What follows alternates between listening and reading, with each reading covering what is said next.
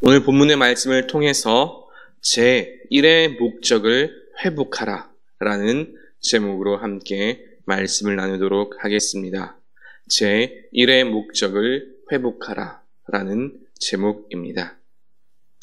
어린이들이 종종 비는 소원이 하나 있지요. 빨리 어른이 되고 싶어요 라는 그런 소원입니다. 저도 어릴 때 종종 이런 생각을 한 적이 있었습니다. 물론 어른이 된 지금은 다시 또 어린이가 되고 싶은 그런 생각이 들 때도 있습니다. 그런데 가끔, 아주 가끔 지금보다 오히려 더 빨리 나이가 들고 싶다라는 생각이 또 들 때가 있습니다. 그 중에 하나가 말씀을 준비할 때입니다. 똑같은 내용, 심지어 똑같은 문장을 이야기한다 하더라도 이제 목회 초입에 있는 제가 이야기하는 것과 또 이미 30년 이상을 목회하신 담임 목사님께서 하시는 말씀은 이미 그 울림에서 차이가 있지요. 아무리 뛰어난 지식과 통찰을 가진다 하더라도 세월에 따른 내공과 경험은 절대로 따라갈 수가 없습니다. 오늘 말씀도 바로 그런 말씀이기도 합니다. 그만큼 목회와 사역의 수많은 고민과 세월이 쌓였을 때 비로소 할 수 있는 말씀 가운데 하나이기도 합니다. 오늘 함께 나눈 말씀에는 고린도 교회와 또 성도들을 향한 사도 바울의 간절한 고민과 또 그에 따른 가르침이 녹아있는 말씀입니다. 하나님의 말씀으로서 이 시간 함께 고린도 교회를 향한 사도 바울의 고민과 또 그 가르침을 함께 나누길 원합니다.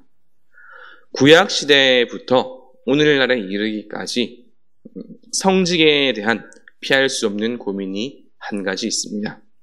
그것은 바로 성직자의 생계에 대한 문제입니다.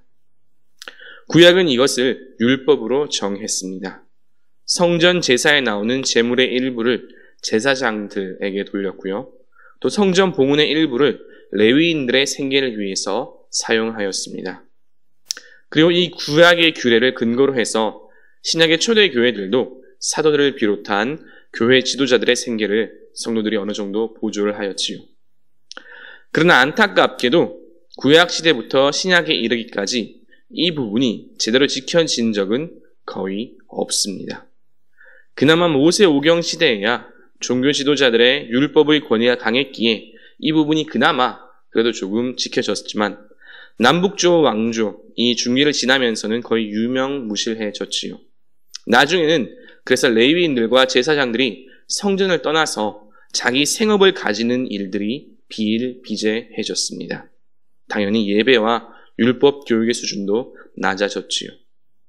그리고 이 문제는 신약 시대에도 비슷하게 나타났습니다. 사도들을 비롯한 복음 전도자들은 늘 떠돌아다니면서 선교와 전도에 열중하였기 때문에 따로 생업을 가지는 것이 거의 불가능하지요. 그래서 처음에 말씀드렸듯이 이들의 생계를 교회와 성도들이 도와주는 것이 필수적이었습니다. 하지만 고린도 교회를 비롯한 어떤 교회들에는 이런 소문이 돌기 시작했습니다. 사도들을 비롯한 복음 전도자들이 그렇게 열심히 복음을 전하는 이유가 교회와 성도들이 연보하는 소위 사례비 때문이다 라는 그런 소문이지요. 심지어 이것이 교회 안에서 마치 정설인 양 사실처럼 공공연하게 언급되었습니다. 그래서 사도 바울은 이 부분을 바로잡을 필요가 있었습니다. 첫째, 교회와 성도가 복음 전도자를 돕는 것은 너무나 당연하며 그것은 복음 전도자들의 권리와 같다. 구약의 율법이 그러하고 예수님도 그렇게 말씀하셨다. 이것은 절대로 잘못된 것이 아니다. 둘째, 그러나 나 바울을 비롯한 몇몇 복음 전도자들은 이와 같은 권리를 주장하지 않겠다라는 것입니다. 그러면서 왜 바울이 이 권리를 주장하지 않았는지, 그리고 어떤 마음으로 복음을 전파했는지에 대해서 이야기합니다. 어제 목사님께서 충분히 말씀하셨지만 사도로서의 권리를 주장할 수 있지만 그렇게 하지 않음으로써 바울은 교회의 덕을 세우길 원했습니다. 오히려 더더욱 경제적인 권리를 멀리함으로써 불필요한 오해와 논쟁을 피하려고 한 것이지요. 그러나 그럼에도 불구하고 이 문제는 계속해서 바울을 비롯한 초대교회 지도자들에게 제기되어 왔습니다. 정말로 당신들 경제적인 목적이 아니냐는 것이지요. 솔직히 말해서 정말 수준이 낮아도 너무 낮은 모함이고 물질과 세속에 찌들어 있는 그야말로 자기들 기준에서 생각하는 말들이었지만 사도 바울은 이들의 질문에 다시 한번 진지하게 답변합니다. 어떤 사람들이 분명 사도 바울에게 이렇게 물었을 것입니다. 당신이 경제적 이득을 위해서 복음을 전하는 것이 정말로 아니라면 도대체 무엇 때문에 그렇게 복음을 열심히 전하는가? 라는 이런 질문이지요. 여기에 대해서 사도 바울은 오늘 말씀의 핵심 요절이지요. 이 위대한 믿음의 고백을 합니다. 내가 복음을 전할지라도 자랑할 것이 없음은 내가 부득불할 일임이라. 만일 복음을 전하지 아니하면 내게 화가 있을 것이로다. 아멘. 복음은 전하지 않으면 안 되기 때문에, 복음을 전할 수밖에 없기 때문에, 이것이 너무나 당연하고 이것이 나의 사명이기 때문에 복음을 전한다고 이야기합니다. 나아가 복음을 전하지 않으면 내게 화가 있을 것이라 라고 말하면서 복음 전파의 불가피성과 필요성을 강조합니다. 돈이 문제가 아니지요. 바울을 비롯한 복음 전도자들에게는 물질이 그렇게 중요하지 않았습니다. 그것은 부차적인 것이고 그저 삶을 영위할 하나의 수단이고 도구에 불과하지요. 복음을 전하는 진짜 이유는 다른 어떤 속셈이 있는 것이 아니라 복음을 전하는 것, 이것 자체에 그 목적이 있는 것입니다. 그리고 사도 바울의 이 통렬한 고백은 오늘날의 목회와 선교의 현장에서도 동일합니다. 참으로 슬프게도 대한민국에서도 수많은 사람들이 교회를 두고 비난하는 말 가운데 하나가 이것이지요. 너희가 헌금 때문에 하는 것이 아니냐. 속된 말로, 정말로 속된 말로 예수 이름 팔아서 장사하는 것 아니냐라는 그런 말들, 그런 비판들을 하곤 합니다. 저 옛날 고린도 교회에서 있었던 일과 정말로 똑같지요. 저렇게 주장하는 사람들에게 어떻게 이야기할 수 있을까요? 사도 바울이 했던 이야기를 그대로 할 수 있을 것입니다. 복음 전파에는 다른 이유가 있는 것이 아니다. 복음 전파는 그리스도인으로서 부득불해야 할 일이며 마땅히 해야 할 사명이며 오히려 하지 않으면 우리가 화가 있을 것이다 라고 말이죠. 그러나 이렇게 말하기 위해서는 정말로 중요한 전제 조건이 하나 있습니다. 그것은 사도 바울과 같이 복음 전파를 제1의 목적으로 삼아야 한다는 것입니다. 너무나 당연한 이야기이지요. 조금 전에 세상 사람들이 교회를 욕하는 이야기를 했는데 어떤 면에서는 분명 억울하지만 그러나 또 어떤 면에서는 그들의 비판이 아주 틀리지도 않는 것 같습니다. 교회 안에 일어나는 분쟁들을 가만히 살펴보면 많은 경우 그 안에 물질과 관련한 문제들이 많이 있기 때문입니다. 물질 때문에, 권력 때문에, 명성 때문에 교회 안에서 싸우고 그 모습이 세상 사람들에게 보여집니다. 그러니 사람들이 무엇이라 생각하겠습니까? 적나라하게 표현하면 저것들이 말로는 예수 하지만 속으로는 우리와 다른 게 무엇인가? 우리를 겉으로 짐짓 그럴듯척하는 더 나쁜 위선자들 아닌가라고 욕하는 것입니다. 우리 그리스도인들에게 가장 필요한 것, 가장 중요한 것은 무엇이 진짜 중요한 목적인지를 다시금 깨닫는 것입니다. 우리의 가장 중요한 것은 첫째도 복음 전파이며 둘째도 복음 전파입니다.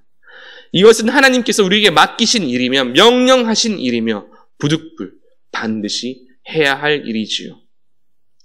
그리고 이것을 다르게 말하면 복음 전파를 최우선의 목적으로 삼지 않는다면 무슨 일을 하더라도 아무리 좋은 일을 하더라도 화를 면치 못한다라는 말이기도 합니다.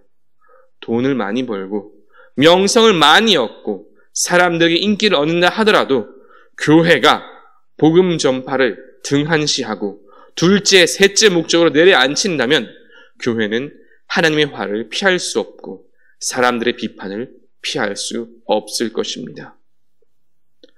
오늘날 한국 교회가 이처럼 어려움을 맞이한 이유도 어쩌면 여기에 있을지도 모릅니다. 하나님은 복음을 전하라고 한국 교회와 대한민국을 축복하셨는데 정작 제1의 목적은 잊어버리고 돈과 명예, 권력 등등 다른 부수적인 것들에 더 집중한 것이지요. 하나님께서 시키셨기에 부득불 할 수밖에 없는 일, 해야만 하는 이 일에는 집중하지 않았기에 결국 화를 당한 것은 아닐까요? 오늘 말씀을 준비하면서 제 마음이 참으로 어려웠습니다. 첫째로는 말씀을 전하는 제 자신이 사도 바울의 이 영성을 가지기에는 아직 한참 모자란 점이었고, 둘째로는 목적을 잃어버린 한국 교회가 눈에 보였기 때문입니다. 그러면 한국 교회와 대한민국이 다시 한번 일어설 수 있는 방법은 무엇일까요? 사도 바울은 오늘 말씀 18절과 그리고 19절에서 이렇게 이야기합니다. 세 번역으로 읽어드리겠습니다. 그리하면 내가 받을 삭은 무엇이겠습니까? 그것은 내가 복음을 전할 때 값없이 전하고 복음을 전하는 데에 따르는 나의 권리를 이용하지 않는다는 그 사실입니다. 나는 어느 누구에게도 얽매이지 않는 자유로운 몸이지만 많은 사람을 얻으려고 스스로 모든 사람의 종이 되었습니다. 아멘. 사도 바울은 충분히 삭스를 받을 수 있음에도 받지 않았습니다. 그 밖에 다른 사도적 권리를 사용할 수 있음에도 스스로 제한하였지요. 무엇을 위해서 그렇게 했습니까? 더 많은 사람을 얻기 위해서입니다. 다시 말해 더 많은 사람들에게 복음을 전하기 위해서입니다. 이것을 위해서 기꺼이 자신의 권리를 내려놓고 스스로 제한하였습니다. 우리도 마찬가지이겠지요. 우리가 회복되기 위해서 해야 할 첫 번째 일은 다른 곳으로 돌아가 있는 관심을 다시 복음으로 돌리는 것입니다. 물질과 명예와 권력 등으로 치우쳐져 있던 우리의 시선을 하나님께로 돌리고 그것들을 스스로 제한하는 것입니다. 돈을 벌기 위해, 명예와 권력을 얻기 위해 썼던 나의 시간과 노력을 스스로 제한하고 이것을 복음을 위해 사용해야 합니다. 그럴 때 우리는 더 많은 사람들을 얻을 수 있습니다. 더 많은 사람들에게 예수 그리스도를 전할 수 있습니다. 우리 그리스도인들의 진짜 목적을 회복할 수가 있습니다. 이제 말씀을 정리합니다. 사도 바울은 고린도 교회 안에 있었던 바람직하지 못한 소문들, 특히 경제적인 부분으로 인한 오해와 비판을 바로잡고자 했습니다. 사도들을 비롯한 교회의 지도자들이 경제적인 도움을 받는 것은 절대로 잘못된 일이 아닙니다. 그러나 교회 안에서 이로 인해 불필요한 논란이 생겼기에 바울은 성경을 예로 들어 그 권리가 잘못된 것이 아님을 가르침과 동시에 스스로는 복음을 위해서 그 권리를 내려놓았습니다. 그럼에도 불구하고 경제적인 이득을 위해 복음을 전한다고 호도하는 이들에게 복음 전파는 그런 목적을 가지고 하는 것이 아니라 부득불해야 하는 일이며 하나님께서 내게 맡기신 사명이기에 하는 것이라고 분명히 못을 박았습니다. 그리고 이와 같은 태도는 오늘날 한국교회와 성도들이 진지하게 성찰해야 할 말씀이기도 합니다. 교회의 제1의 목적은 전도와 선교라는 너무나 당연한 이야기를 다시금 해야 할 정도로 우리는 목적을 잃고 방황한 지가 오래되었습니다. 대신 그 자리에 물질로 다투고 명예와 권력으로 다투고 자기 상급으로 다투는 모습이 채워졌지요.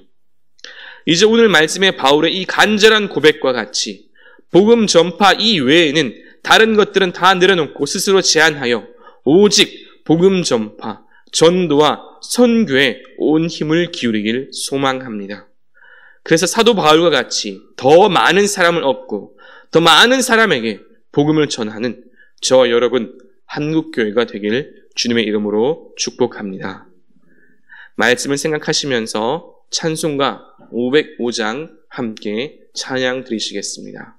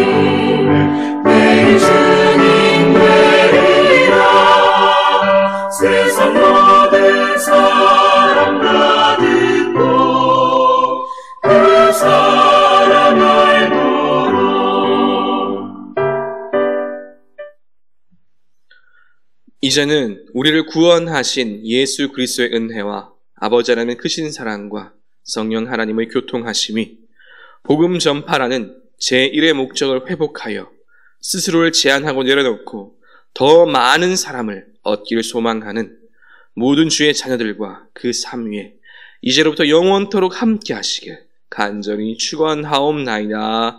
아멘.